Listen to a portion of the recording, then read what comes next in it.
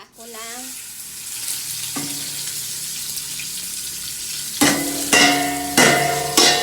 halo-halo siya, guys.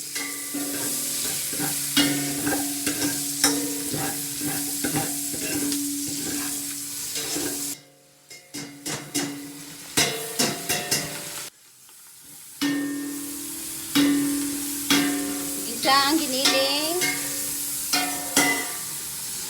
sa mahinang apoy. Igisa siya, guys. Yung paggawa. Hindi ko nasundan yung ano. Ay, step by step na ba? Paggawa ng sauce. Binibidyohan ni Ate Inday. Ay, ganun ba yun?